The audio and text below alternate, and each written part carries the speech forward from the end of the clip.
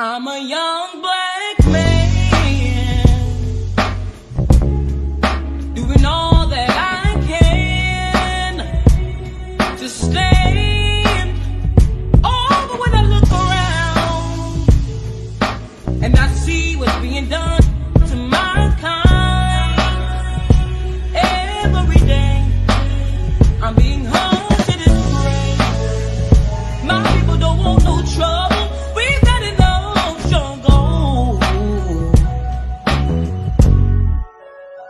I just wanna live. God protect me. I just wanna live. God protect me. Today, we have an exciting show for you. I'm so excited to welcome 4 distinguished guests that you're going to learn from. We're not only having conversations, but we are finding solutions. So if you would, please allow me an opportunity to introduce my guest. Dr. McCollum is a Fulbright scholar. He is a higher education administrator and has served as Dean of Student Affairs and faculty at many universities where he taught and mentored doctoral learners in the schools of business, management and technology, education, and psychology over the past 14 years. Dr. McCollum is passionate about impacting positive social change internationally. We also will be joined by Dr. B.Bernard Ferguson.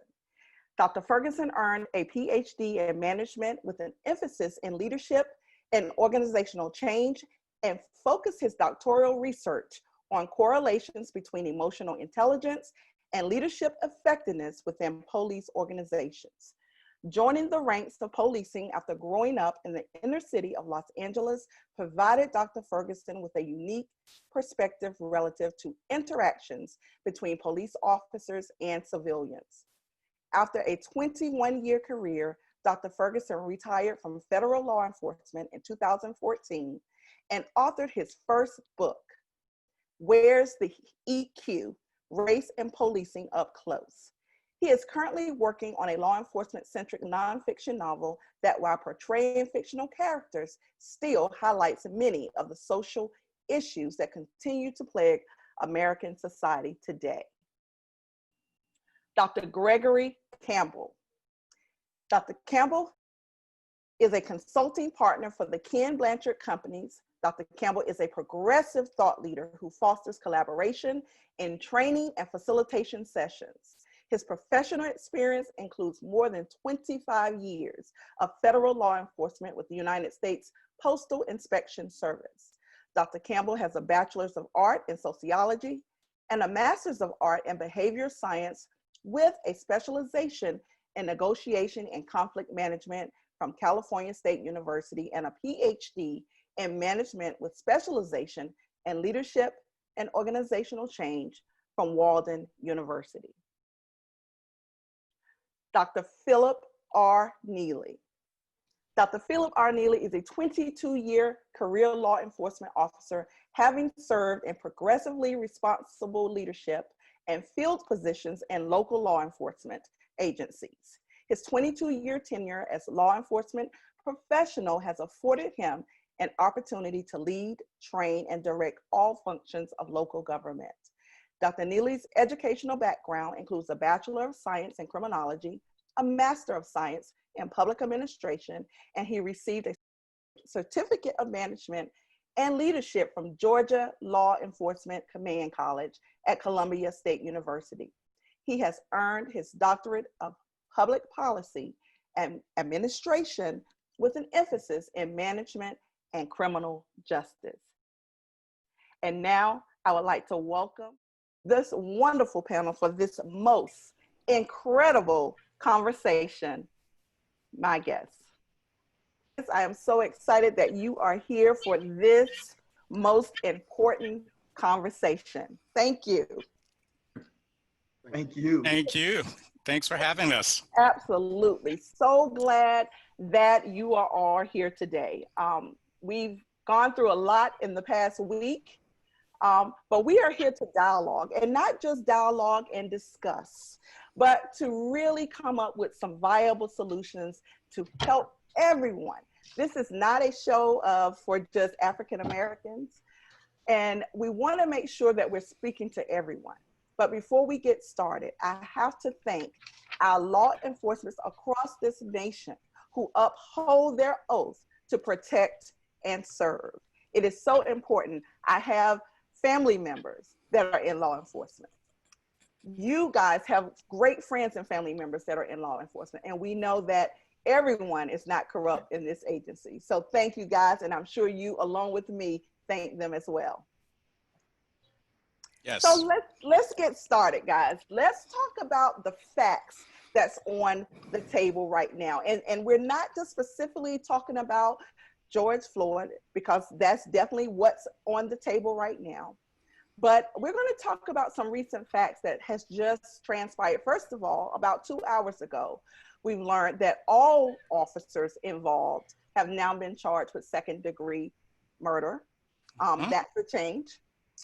We also know that on May 25th, George Floyd was accused of passing a counterfeit $20 bill, which led to the owner of the store calling law enforcement.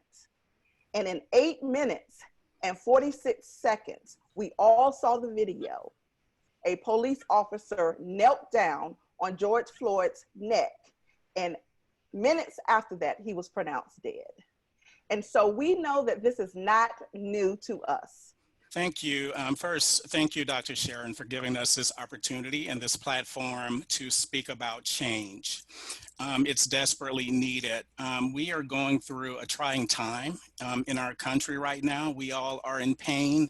We have different emotions. We have emotions of outrage. We are angry. But what happened today, I think, gave a lot of Americans a glimpse of hope. When we saw that 4 white police officers who brutally tortured and killed Mr. Floyd, they were charged with second-degree murder. We still have a long way to go. This is just the start of a milestone that we have to continue to exercise and move forward as we continue to work together in unity and continue to protest and demonstrate with nonviolence. And again, this is for all Americans. Here's the thing. We have an anarchy. This is much bigger than Mr. Floyd's case. We have an anarchy. We have leadership that's invisible. And we need leadership that is engaged with the American people, that's showing support, that's speaking calm, that is providing a glimpse of hope, aspiration. We also have a democracy that is filled with corruption, racism, inequity, and inhumility, and inhumanity. We have to get back to a place of a true democracy where we are focusing on race relations. We are also focusing on diversity, equity, and inclusion, and also political freedom. One of the things that we have to also do is make sure that we focus on getting everyone to the polls to vote in November, because we also want to make sure that we focus on a theocracy of employing and appointing the highest official in the land that's going to lead in the name of God by exercising a moral compass that everyone, all Americans can relate to, and also embodying the fruit of the Spirit: peace, love, kindness, self-control. And I'm sure we'll talk a little bit more about self-control later as we talk about emotional intelligence. But when we look at the history of our country, 400 years of slavery. I mean, when we look at the oppression, we have been an oppressed people. We have been a marginalized people. We have been denigrated. We have been tortured. We've been lynched. And we have also been killed at the hands of white police officers. Enough is enough. It's time for change. It's time for a resurgence. It's time for a revolution. Now, this is not a Black problem. This is not a partisan problem. This is an American problem. We all have duly responsibility to be engaged in the process of change. We all have a duly responsibility to speak up, speak out, and act. Those with white privilege, we want them to stand up more with us, walk with us, march with us, fight this war against systemic and institutional racism with us. The whole is greater than the sum of its individual parts, and we can't do this alone.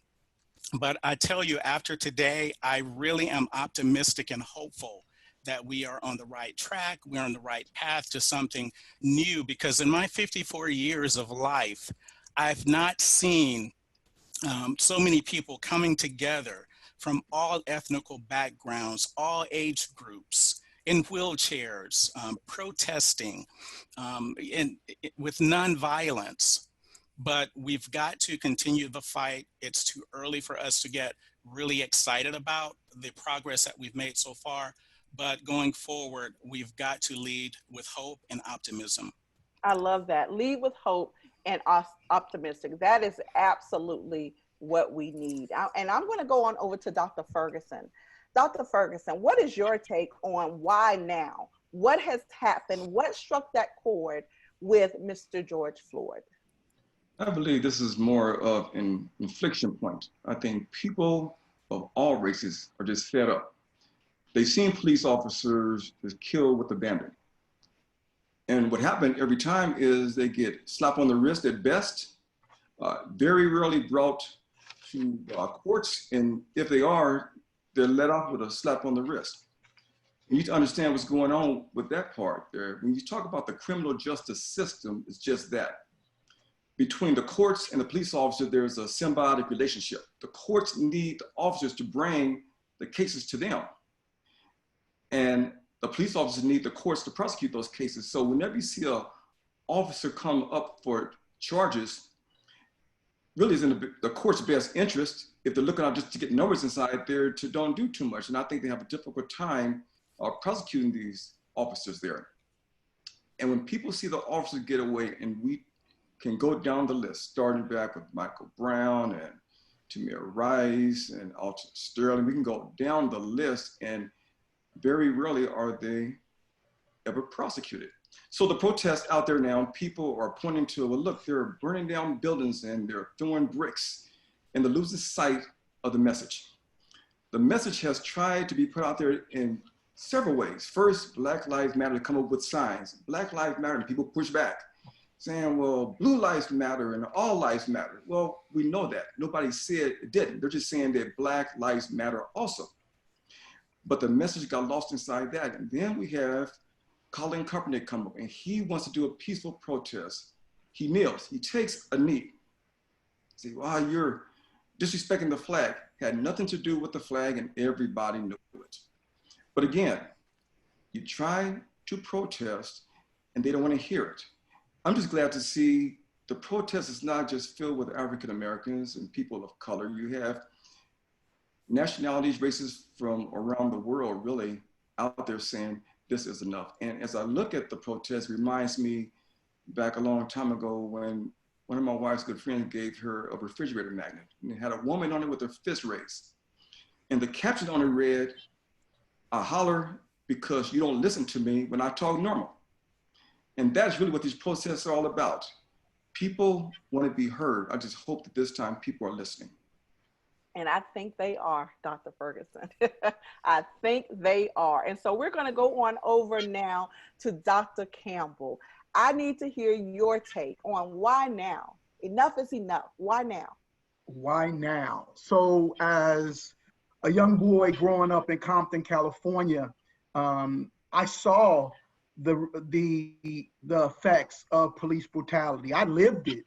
And that's why I got into law enforcement. So I spent 27 years of my life in law enforcement by choice.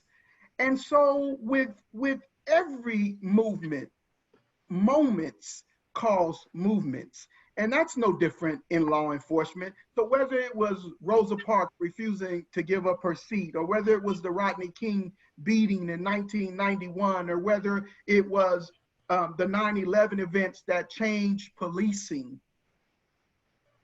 It was in March of 1991 when Rodney King was beaten. I actually joined law enforcement. It was that moment that changed the trajectory of my life. In July of 1991, I got involved in law enforcement. And so it is moments. I think what's happening right now is a moment that is going to change law enforcement forever. The question is, will we seize the moment? Will we seize the moment? Change begins from the inside out, whether it's personal, professional, or even prejudicial. Change begins from the inside out. So as Doc said, I am ecstatic to see Keith Ellison involved in this case. I am excited that Ella Jones was voted the new mayor of Ferguson. I am excited that President Obama, our former President Obama, spoke today about my brother's keepers. Change starts from within. So my call to action is, where are our African-American brothers and sisters in law enforcement? I challenge you to get involved in this noble profession. I love it. Thank you, Dr. Campbell. Dr. Neely, you're going to bring up the rear. Why now? What has transpired? What did Michael Floyd's killing do to us to spark all of this? Well, it had us to open our minds up and look at the world differently. Even good cops hate bad cops. So that's what changed. We changed within the law enforcement agency itself. When we go into our communities, members of our community believe that there's a societal indifference to the needs of avoidance of excessive force or unnecessary use of force by law enforcement. We are tired, and it's time for a change. Being born and raised inside the inner city myself, I've witnessed what we're talking about. As a police officer, I've seen times that I just had to be quiet and just watch things go on by when I know they wasn't right. Things that you say, well, maybe he deserved it because he's a rapist. Did he really deserve to be beat? Members of our community believe that there is a political indifference. And remember, right now, what we're facing in America is race, religion, and politics. The three is a fight that we are in, and we're going to be in this fight for a while. How do we get out of this fight? We got to learn to put down our fists and pick up our minds. Remember, the fight is not physical, it's spiritual, mental, and emotional. That's why I tell my brothers and sisters out there, now, if you want to make change, stop the rioting and looting and have peaceful protests and do it in a meaningful way.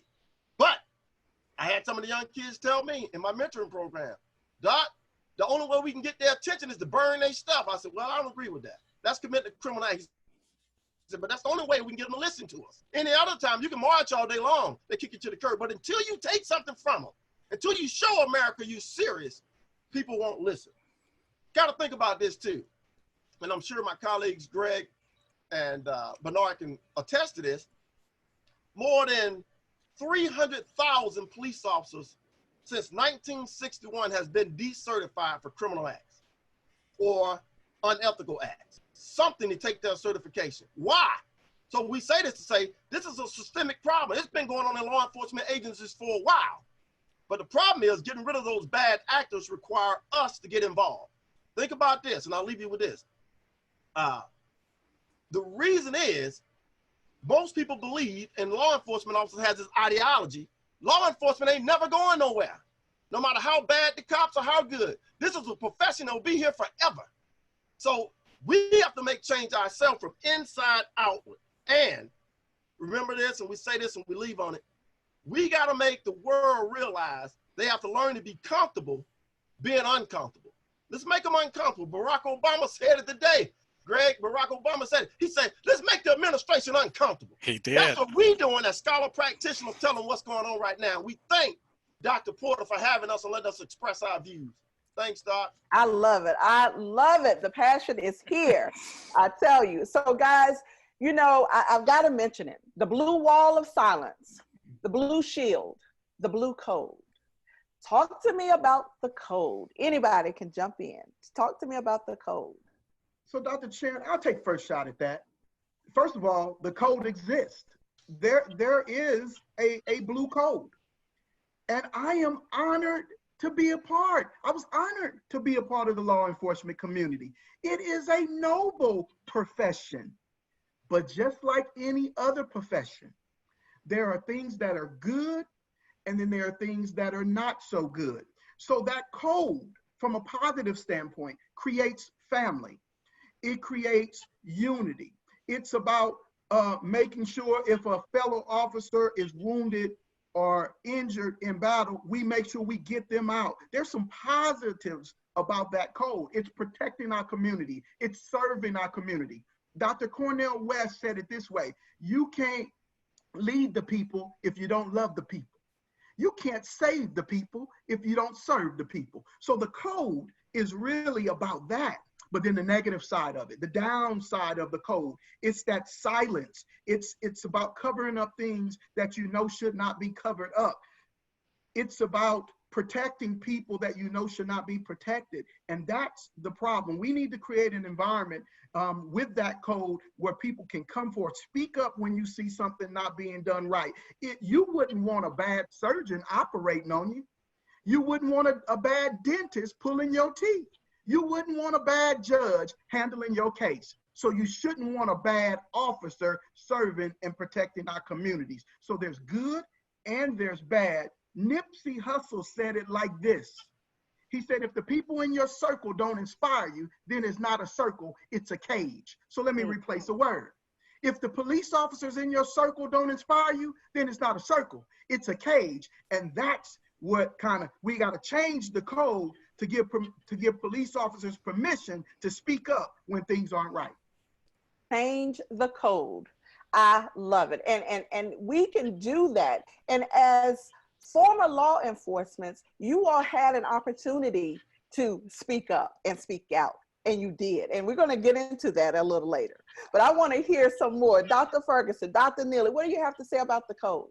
I look at it and say that you always hear that there's 99% police officers are good, and 99.9% are good, and 0.1 is bad. So I've always wondered, how is that 0.1 so influential enough to get the good police officers to push aside their own personal morals and their beliefs when they know things are wrong and just abide by the code?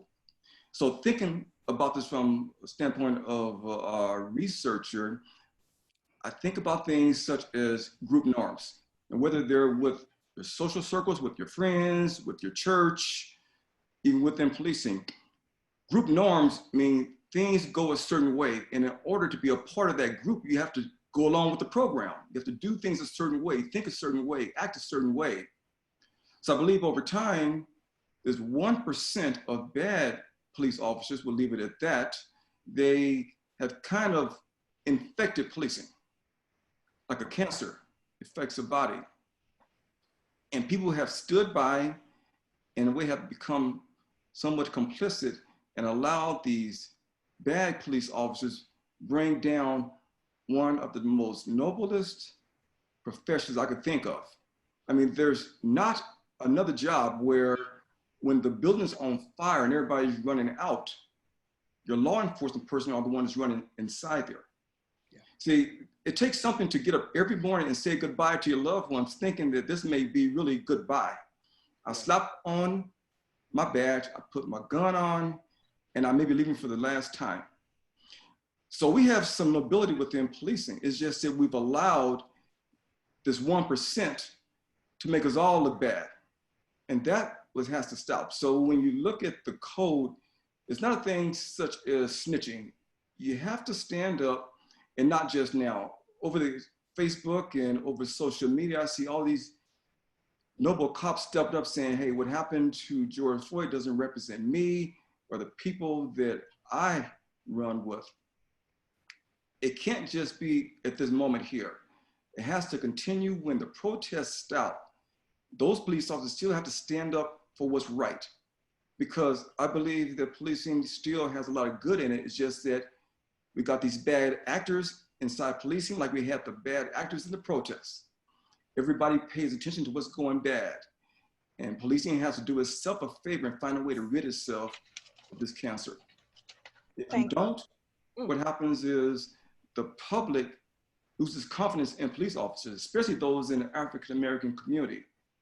They say that all cops are bad, and you get lumped into the whole bunch. So policing could do itself a tremendous favor by just getting rid of those officers that they know they shouldn't be there. They shouldn't have been in the first place. They got in because they either knew somebody or just slipped through the cracks. But we got to get rid of them. Thank you. And before Dr. Neely speak, you know, I just want to say that our history, our country's history, it reveals that law enforcement years ago, you had officers or Ku Klux Klansmen doubling as police officers. So the corruptness is not new. Right. And it has not disappeared. And I really feel that that's that 1% that we're looking at. Those officers who intend to do harm intentionally, that to me, that's the piece that they go out to do harm. And so we're gonna really unpack that a little later. Dr. Neely, your take on the code. Oh yes, ma'am. You know, the code is something serious. And if we don't take it serious, we will find out the hard way. I've witnessed the code.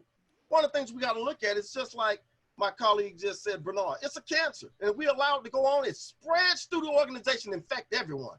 We got bad actors in these law enforcement agencies, and that code is designed for a reason. Now, look at this. The FBI sent out a memo about 5 years ago that showed that hate groups was infiltrating law enforcement organizations. Why?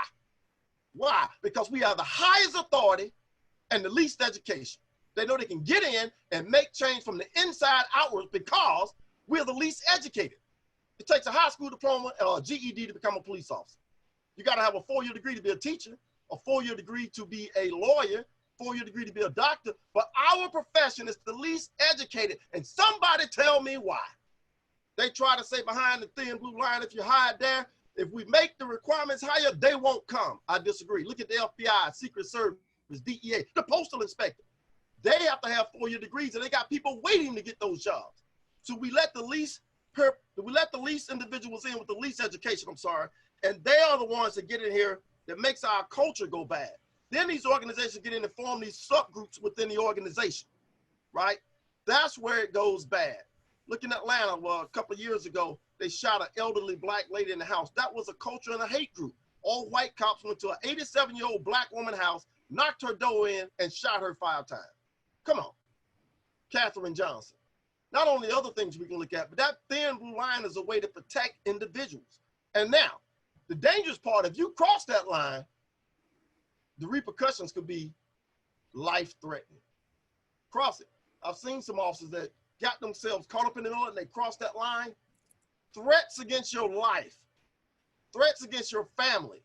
The thin blue line stands and it is serious. They want you to remain solid behind things that you know you should speak out about. So you may well say, well, Phillip, if you know all this, what did you do about it? I spoke out and we're going to talk about it. Now, even when speaking out, you risk the ramifications of losing your job, your dignity, your integrity, because everything you have going to be bad. The police department going to come after you like you was just the dirtiest cop in the world. But before then, they was praising you.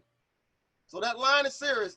My colleagues have stated, we all come together and feel like we're making the change now by matriculating out, going into the realm that we're in now, teaching and leading and guiding with our knowledge, skills, and abilities. Wow. Wow. Dr. Ferguson, I want to go to you because your dissertation research actually looked at the relationship between emotional intelligence and leadership styles of African Americans in law enforcement, the executive. So I want you to talk a little bit about the findings. And I know that Dr. McCollum up there, he was right there to help guide you through this. And so Dr. McCollum, if you have some input on that as well, I want you to jump in as well. So Dr. Ferguson, if you can please share your findings of that. Yes. Emotional intelligence basically is the ability to manage your own emotions and those of others who you're interacting with. So studies have shown for a long time that leaders that possess high levels of emotional intelligence are the best leaders. They're able to motivate their employees, get people to do things outside of what they have to do. But it hadn't been looked at in terms of law enforcement. So Dr. Campbell was the first to tackle to see how can we apply this to law enforcement. So he took a sample population comprised of members of the International Association of Chiefs of Police, which was primarily whites. And he found that the studies held true for law enforcement, which was a good sign. The leaders, they tested high in emotional intelligence. I came along about a year and a half later and wanted to extend his study and see if it held true over a population consisting of African Americans. So I took the NOBLE guys, National Organization of Black Law Enforcement Executives. And again, the leaders tested high. And in fact, my studies tested higher than Greg's study. And it really wasn't part of what I was looking for, but being a researcher, I was curious as to what was behind some of this. So I put my research down for a little bit and went off on a little tangent, started researching how are my folks tested a little higher than their counterparts there. And I found a couple of things going on. There's several studies to back that up. And the best anybody's come up with is that you start looking at the difference between individualism and collectivism. Whereas the white population was aligning more with individualists. What's in it for me? Due to things such as maybe racism and disparate treatment and having to be more uplifting, the African-American culture was aligning more with collectivism. So the best anybody can come up with is saying that when you hit that emotional intelligence construct dealing with empathy, that one trigger probably was raising things up and causing these scores to be slightly higher than the other ones.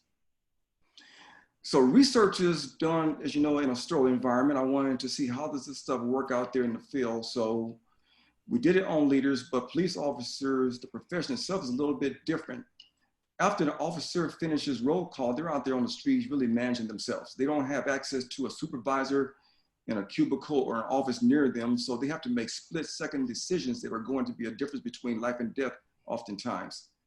So I wrote a book, Where's the EQ? Race and Policing Up Close, just to see how would this work in the field with police officers there. And what I found time and time again was you take all those high-profile shootings that we had, starting with, say, Michael Brown. What you found is that you can find a component of emotional intelligence laid across that, and somewhere along the line, you can see if that police officer happened to be high in emotional intelligence, the outcomes may have been differently. Now we know those negative outcomes that we had, African Americans dying at the hands of police officers there. And one of the things I found out was that if they could just de-escalate the situation, and that's where emotional intelligence comes in at. The good thing about emotional intelligence is that unlike IQ, EQ could be learned. And I think maybe time for police organizations to start looking at some of these soft skills instead of just looking for police recruits that have the ability to run fast. They have excellent marksmanship. They know how to extract information from suspects. They can tackle somebody to the ground. Because when you're dealing with people on the streets, sometimes it's good just to talk them down, talk about the ledge. You don't have to arrest everybody. You don't have to shoot everybody. So I think this will help law enforcement go a long ways. Yeah. Yeah, one of the things I'd like to add is first, I really commend Dr. Ferguson and both Dr. Campbell for tackling emotional intelligence, particularly with the audience of police officers. We know that there is a direct correlation between emotional intelligence and cultural intelligence. In fact, many of the components are similar, starting out with awareness, becoming aware that there is a disconnect emotionally or relationally. But then again, when we look at the other quads of emotional intelligence, like managing relationships, that spans over into the cultural aspect of policing and what we're seeing today with police officers mainly focusing on power and force rather than emotion. So I really thought the research was going to be groundbreaking in a sense that we could actually transpose it into various aspects of training and law enforcement, from the police academy, looking at the curriculum and infusing emotional and cultural intelligence in the police academy curriculum, but also training across organizations that are directly partnered with police officers, because there is definitely a relationship and a connection when we talk about cultural dissonance. Mitigating the discord, but amplifying the harmony. And that's what's needed today. So I think by incorporating the emotional intelligence in curriculum and also training, it would definitely be an asset to move towards change. Thank you. Dr. Campbell, do you have anything to add to that? Oh, absolutely. So thank you to Dr. Ferguson and Dr. McCollum for just the comments that you've made. So one of the things that I've loved about being a student at Walden University is that it allowed me to be a scholar practitioner. And now as a core faculty member of Walden, Walden focuses on social change. And so when I think about emotional intelligence, and Bernard touched on it, my subscales, Dr. Sharon, for my emotional intelligence instrument, listen to these words, the subscales. Looked at emotionality. Think about George Floyd. Think about that officer right then in that moment. Those are emotionality, self-control, sociability, and then this powerful word, well-being. If we can get police departments to be concerned about the well-being of the people in their community, the people they serve, it will change law enforcement. It will change our communities. It will change the world. Now, Doc mentioned training. There's lots of training already taking place in law enforcement. So I'd like to take it to another level. We've had enough training. What we need is to transition training in law enforcement to learning. Training does not equal learning. What we need is learning in law enforcement, and learning that leads to doing. And doing leads to behavioral change. So what we want to see, and what's happening with these protests, and what we're hearing young people say, is that we're tired of talking. We want change. We want behavioral change. And that comes from learning. Learning leads to doing. Doing leads to behavioral change. And at the Ken Blanchard companies, emotional intelligence is weaved throughout all of its solutions. So they have a solution called leading people through change. Perfect for law enforcement executives. How to build trust. You can't have a relationship with your community if your community don't trust you. So building trust is essential. And then Bernard said it. Once you leave roll call, you going out on the street by yourself. You are the leader. So self-leadership is critical. When you get on an airplane, I'll get on an airplane tomorrow, they'll tell me when the cabin loses pressure, put the mask on yourself before you put it on the young child that's traveling with you. Why isn't law enforcement that way? How can you lead others when you can't lead yourself? That's the solution. Self-leadership in the midst of this profession. Wow. And I absolutely love the training versus the learning. So not only do we need police training academies, we need police learning academies. Oh, there you go. I love it. I love it. I'm taking that one. I'm stealing that one. I love it. I love it. And so, guys, you are not here by happenstance, because you have had either experience with police brutality or racial profiling. And so now I want you, and I'm going to start with Dr. McCollum, to share your own personal experience with one or the other? Yes, thanks for the opportunity to share my experience. I tell you, this whole incident with Mr. Floyd was outraging. And I tell you, I was even traumatized to becoming sick as a result of watching the video, because it really made me reflect on my own personal experience of being racially profiled by the hands of 4 white police officers in Lexington, Virginia, when I was actually in the United States Air Force in uniform. One evening, I went downtown to a college pub to meet up with a couple of my cadets. And I noticed a police officer parked across the street. And as I sat down, I looked out the window and I had direct line of sight. He was gazing at me and I felt very uncomfortable.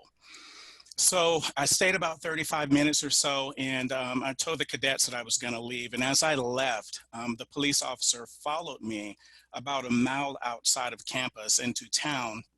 And when I looked in the mirror, he had his lights on, and there were 3 police officers behind him. So he came up to me and asked me to get out of the car. And as I proceeded to open the door, he grabbed me and he threw me around the door and on the hood of my car and started calling me racially slurred names, humiliating me. And the other police officers walked up and they started to do the same thing. And I tell you, if had it not been for 2 cadets to drive up, I don't think it would have turned out the way that it did. While the cadets were not able to come near the car, the police did stop at that particular time. During that time, we did not have social media. We did not have body cams. We did not have cell phones with cameras where you could actually capture footage. And when I tell you, it really brought me back also, James Baldwin in Occupied Territory, 1966, indicated that the law is intended to be your servant and not your master, unless you're a torturer and you're a murderer. And when we look at 54 years from that particular time when he wrote that piece, we are actually demonstrating the total opposite, where the police force appears to be the master as it is today. But again, I'm so very hopeful that we're going to enact change and deconstruct a system, what could potentially be a system that's universal and would support all Americans. Wow. In uniform, might I add. Mm-hmm. Wow. Dr. Neely, Yep. I want to go to you, your experience.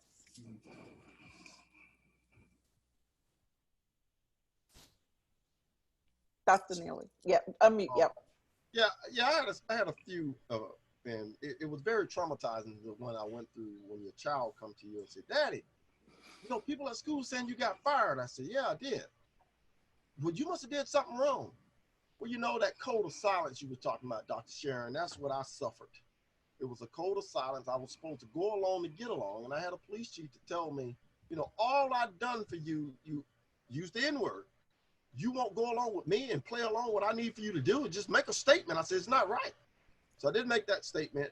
He said that I said some things that I did not say. He said things that he did not say, and he did. He didn't know that I had recorded the statements. And some of the statements were like, being in roll call, Bernard and Greg, you hear things like, let's go put these N-words to bed. I'm like, what? Hey, don't say nothing. You know, so you build up that tolerance behind the code. You see things in the street where instead of using the word black folks, they was calling us raisins. Say, hey, what them raisins? I said, who was a raisin? That's what they refer to black folks. They were referring to white folks as Keeblers. So they had started all of these little slang jargons about different people, and they had other slang jargons about Hispanics, Asians, etc. So when this stuff got exposed, it was very traumatizing to the organization. Long story short, some of the activists came out and they supported me. We marched through the city, so I can really sympathize and empathize with what's going on right now. We marched through the city with almost about 3,000 people through the city with a march with some high influential activists. Change came about. With that change, The chief was fired. The city manager was fired. I got my job back, ranked, reinstated. But I had to go back and examine myself. I said, with all of this happening, how can you give me back what I lost? I lost a little bit inside of me, a little bit of integrity. For you to call me that word and then say I lied. You took my integrity away. Because nobody went back on the news and say he got his job back, he got all this back. I could tell people, but it was blasted through the media until I was able to win and get back. And so one of the reasons I chose to go back and get a PhD was for that reason. If you're either gonna be part of the problem or part of the solution. I want to be part of the solution. My dissertation focused on the impact of job-related stressors on excessive force by police officers. So you wonder why police officers use force. The internal stress is greater than the external force that we were dealing with, meaning the things we deal with in the community was okay. That was a norm. We used to dealing with public saying things to us, doing things and things they shouldn't do. We're used to that. Internally, you expect that thin blue line to protect you. You expect your people to protect you. Internally, those things are not happening. Good example, and I'll get off. Look at what happened in the Atlanta Police Department. Morale is terrible right now. They're in the midst of a pandemic downtown fighting every night for their lives. 4 police officers doing what they thought was right. They may have violated the law a little bit, gone a little bit above and beyond. Not only were they fired from their jobs, all 6 of them, because the other 2 they brought them in, has been prosecuted and placed in jail. They're looking at jail time for acting under color of law. So these things, these internal stresses, what drives you. And so these racist acts that happen from inside these organizations is what a lot of times cause officers to go out in the street and act out. My experience was terrible to me. I've never been confronted where someone looked me in the face and used that word. I've never been to roll call and sat there and watch people say these things, and the other blacks sitting there with me, it was only a small amount of us, so they was calling us tokens already at the organization. You might have had, at the time, 50 police officers, that small agency. And out of 50, you probably only had 4 or 5 African-American. So that was a problem from the start. That's when it came about, saying that your police department should be a representation of the community in which it serves. So change was made down there. My change was that I went back, got my PhD, and now I'm trying to make a difference. Thank you for allowing me to share my story. Absolutely. Thank you. Dr. Campbell. Yes, so I want to take it a little different direction. And yes, I have experienced individual racism, but what I'd like to focus on is systemic racism. That's something that I really would love our guests to recognize, acknowledge that exists. For me, I didn't want to go back to normal of having 6 family members serving 25 years to life in California prisons, growing up in Compton, seeing the Batarang come down the street, growing up with security bars on my door and window. I didn't want to go back to normal. I wanted what we're hearing now. I wanted a new normal. And so I chose to go into law enforcement. I didn't see it as a career. I saw it as a calling. And when you're called into something, you're going to experience some hardship. So I'm challenging more African Americans, people of color, to get into this noble profession, but also know that with that choice will come challenges, just like my brother Neely just said. It's going to come challenges. And leadership is not something you do to people. It's something you do with people. So where am I going with this? So what? Now what? So change starts from the inside out. It's important that we stand up, join this noble profession, and then make change from that inside out. I'm a firm believer that relationships matter. We have to deal with people of other races. We have no choice. People, let's just be specific. White people can go their whole lives and choose not to deal with us. So what will matter? Relationships matter. I think I have some friends on this call. I have Cleveland Brown on this call, former Secret Service agent. We joined law enforcement in 1995 together, Dr. Sharon, and we made a pact. He's an African-American Secret Service agent. We made a pact at that point that we would not stand for anyone doing anything unjust in front of us. So we use this. We're going to be proactive versus reactive. And we learned how to respond to our counterpart, our colleagues, versus reacting to them and then possibly losing our job. If you react, you may grab somebody and hurt somebody. We said we don't want to lose our job. We got to move up in law enforcement. So we said, let's respond versus react. And then another thing I did, Dr. Sharon, I'm a firm believer that if you build relationships with people that don't look like you, you can't continue to live the way you're living. So on this call is Larry Hyros, a postal inspector, who came in and put his badge on my desk. He said, I'll give up my badge if I can have my wife back. His wife was a federal agent. He said, nobody in this leadership team talks about balancing your life. He said, if I can have my wife back, you can have this badge. I promised Larry at that moment that every chance I get, I would talk about balance so that police officers could protect and serve our communities and not lose their spouses because they're giving so much of themselves. And then I have Paul Wilson, he's on this call, who worked for another 3-letter agency. I won't say what it is. It's the ones that don't like to talk about themselves. Paul is a Caucasian gentleman that has had me in his house to have dinner.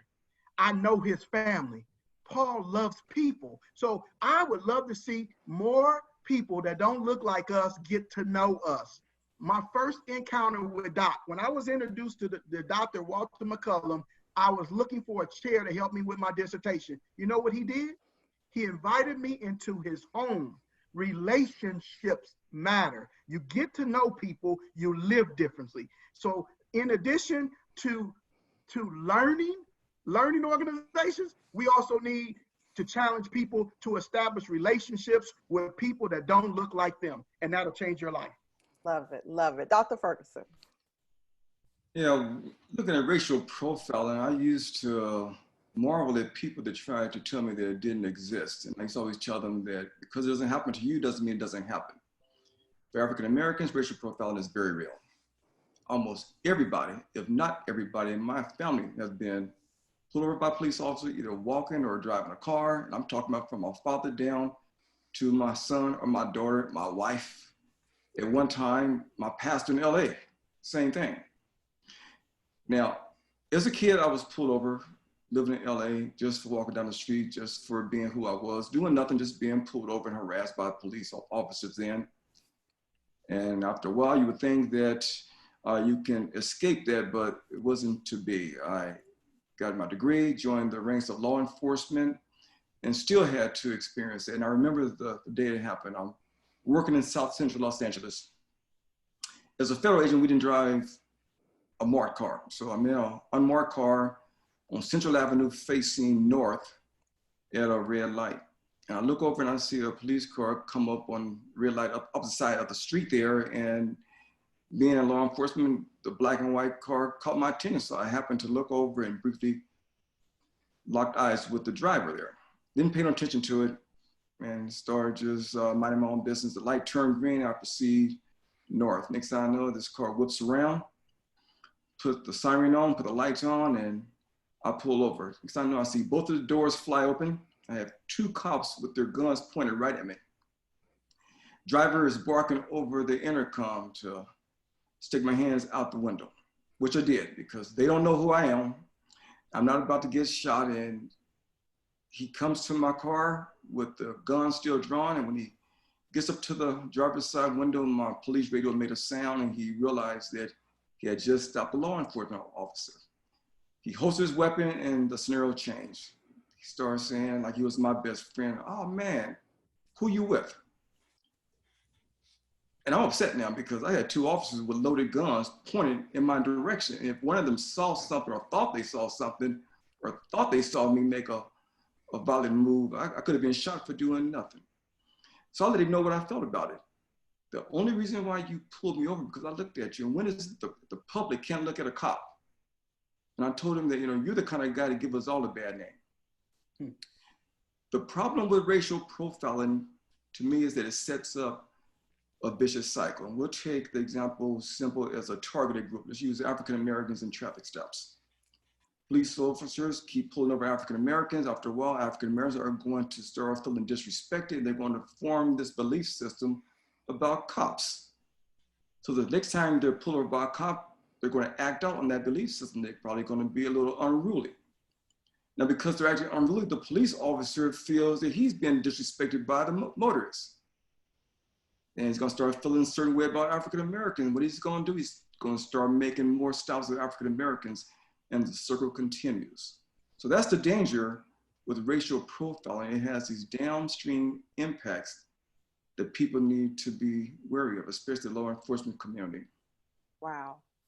So guys, before we go, and I want you to get your call to action ready, but before we go, I've heard speak out a number of times today, and actually in my reading, that's one of the steps that they say will make change. People who do not look like us need to speak out, not just us. And so I want to share, I was looking through Facebook and I came across this post from actually a high school classmate of mine. She was in a board meeting, and it just happened to be that African Americans were talking about their feelings, what was going on, and what they were feeling. Let me pull it up real quick so we can read it. And it says, I don't know who needs to read this, or maybe I just need to write it down. Yesterday, I had a meeting of one of the boards on which I sit. We were talking about diversity, inclusion, and how we can focus more on positive outcomes in our strategic plan. Our African American board members were quiet, reflective, sad. Then one began sharing how she feels. She shared some pretty vulnerable thoughts with us. One by one, each of our Black board members shared their perspectives. And she goes on to say that she's the type of person that always have something to say, but something, this filter inside of her said, stop, just stop. And she did. She was silent. She listened. She wrote, they were grieving. I have hope that we can all do better. This is a dear high school classmate. We probably went through all of grade school together, white young lady. And when I read this, I felt as if she really didn't know what to do or what to say.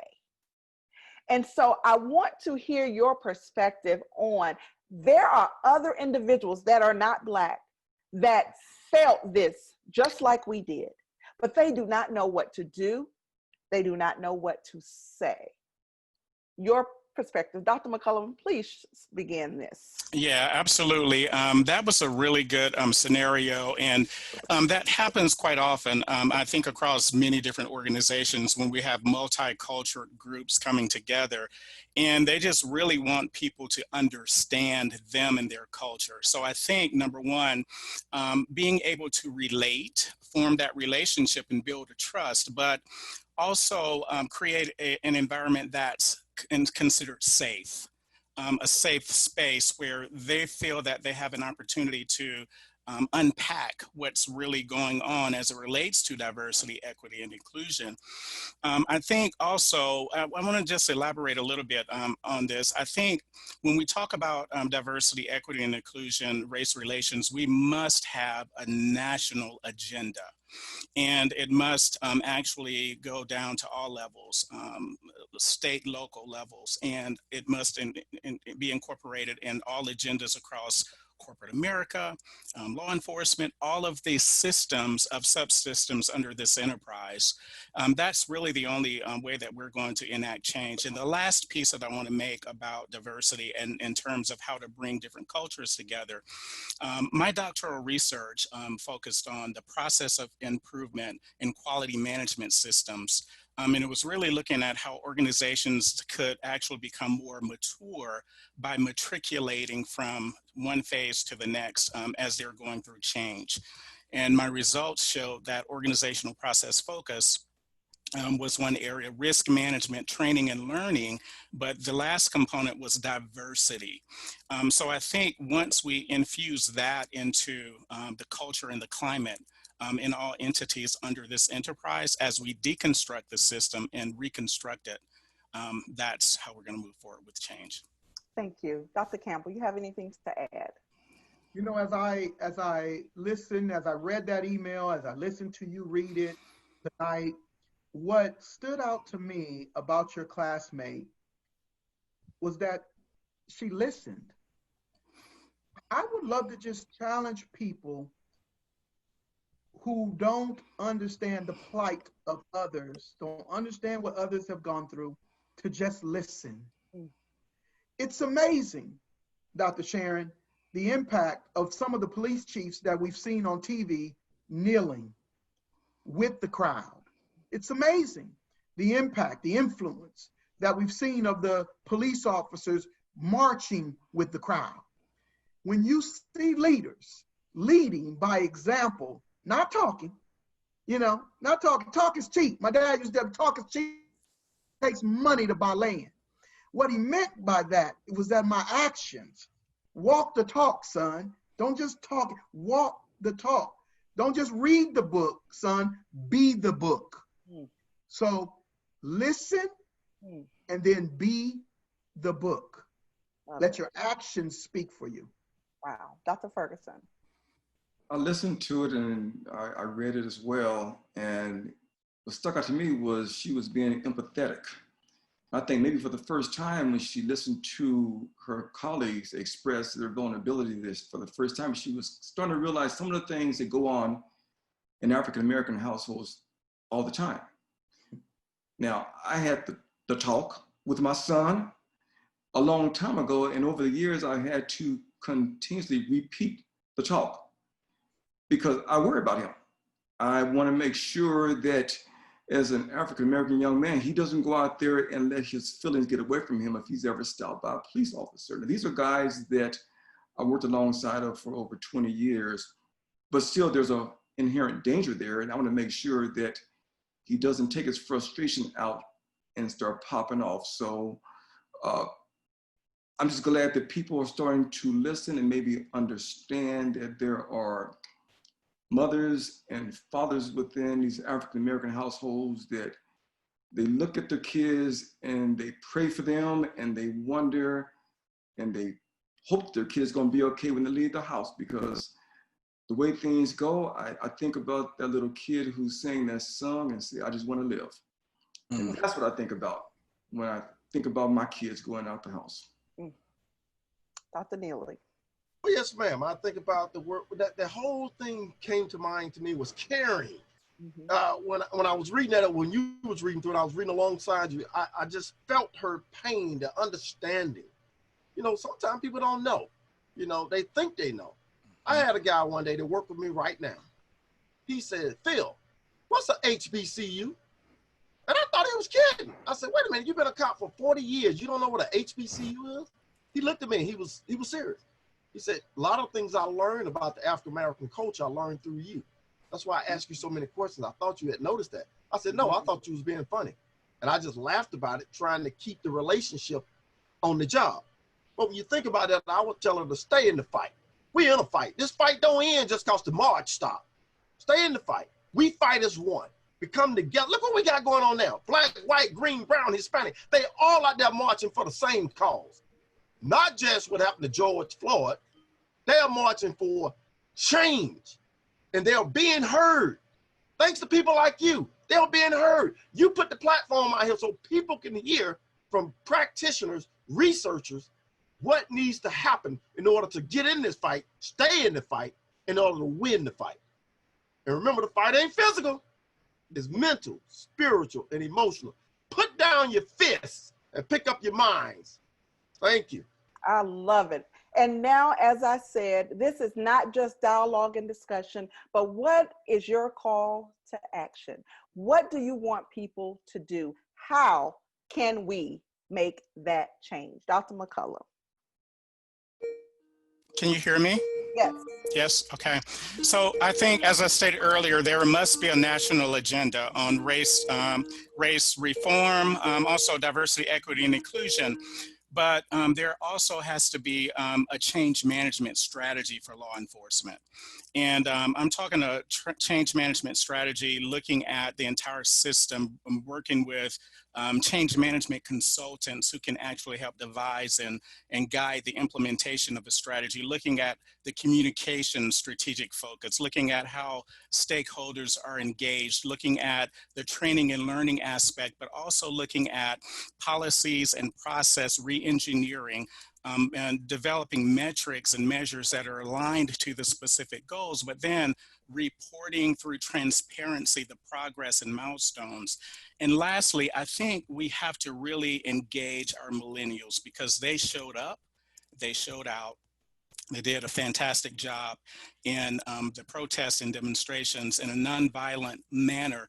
We've got to engage them and have them at the tables and strategic think tanks. We've got to have round tables to focus on public diplomacy, cultural dissonance, race relations. And I think once we do that and empower them for change, they will be and lead the change that we want to see. Thank you. Dr. Campbell.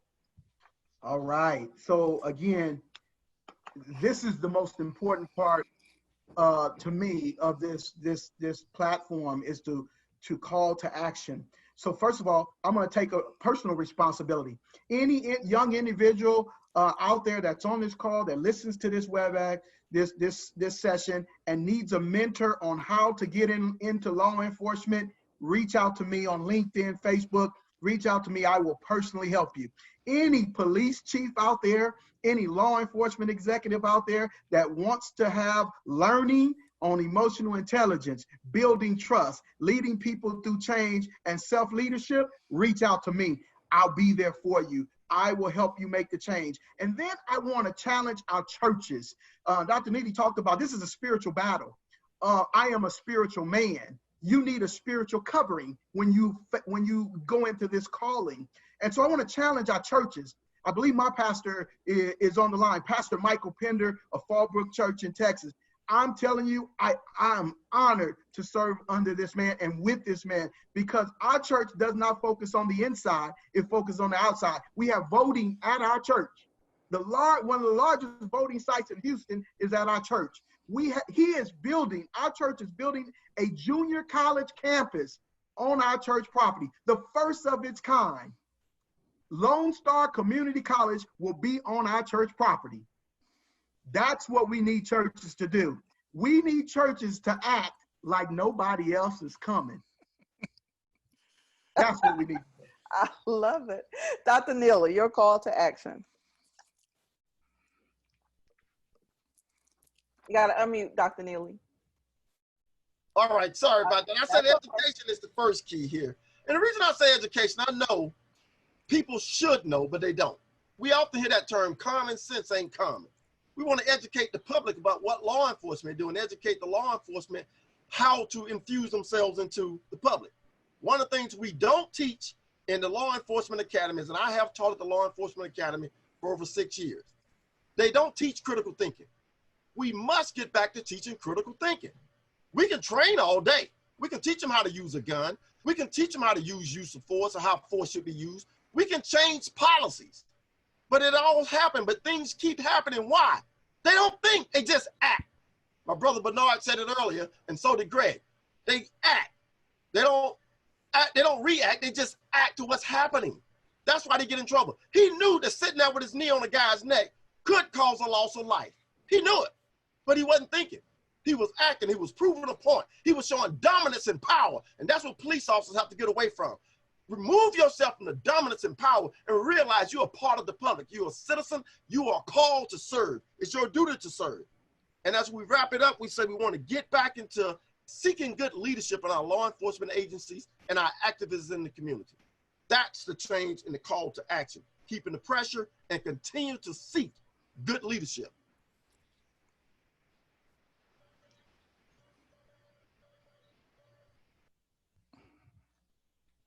Thank you. Dr. Ferguson.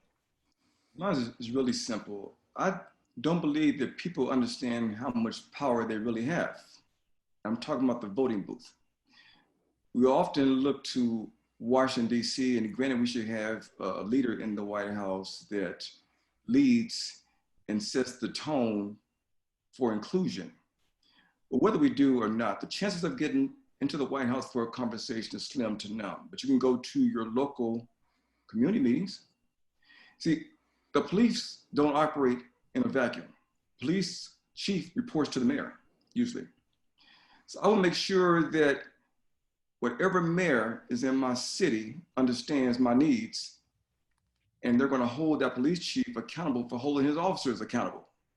I'm going to look at every elected official that I can have some input on and make sure that my needs are being met. And if they're not, then they got to go. So I believe people need to get more involved in things they can have an impact on. I think the voting booth is a real big one. I tell you, I cannot express my gratitude for this tonight. I want for you to please share how can people connect with you, because I see the comments. I know there are people who want to connect. Dr. McCollum, we're going to start with you. Please share how people can reach out and connect with you. Yes, absolutely. I can be found on LinkedIn, Walter McCollum, Facebook, Walter McCollum. Email is mc_COLLUM@hotmail.com. Thank you. Dr. Campbell. Yes, I can be reached on Twitter at gcampbell_doctor. I can be reached on Facebook, Dr. Gregory Campbell. I can be reached on LinkedIn as well. And then my email address is gcampbell@gcjenterprises.org. Thank you. Dr. Ferguson. Yeah, I can be reached on my business website for my writing at B.BernardFerguson.com. On my social media, B. Ferguson Author, and that would be good for Facebook, LinkedIn. That's the two there. Okay, thank you, Dr. Neely. I can be reached on Facebook, Phillip Neely, LinkedIn, the same, Instagram, the same, Twitter, Phillip Neely @14, or my email address is neely925@hotmail.com. Wow.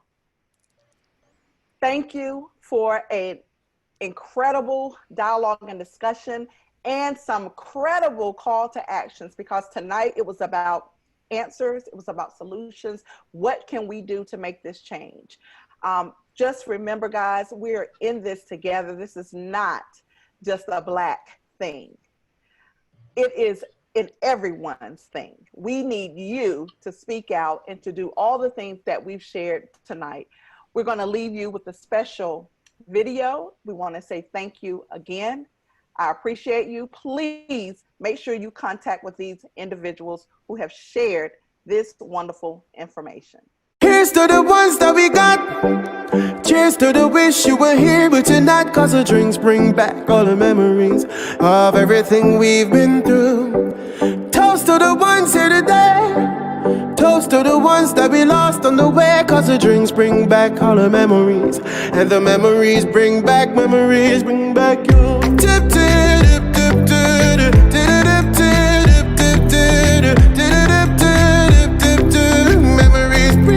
memories bring back you. There's a time when I remember, when I did not know no pain, when I believed in forever and everything will stay the same. Now my heart feel like December when somebody say your name, and I can't reach out to call you, but I know I will one day. Everybody hurts sometimes, everybody hurts someday, but everything gon' be alright. Or raise a glass and say, here's to the ones that we got. Cheers to the wish you were here, but you're not. Cause the drinks bring back all the memories of everything we've been through. Toast to the ones here today. Toast to the ones that we lost on the way. Cause the drinks bring back all the memories. And the memories bring back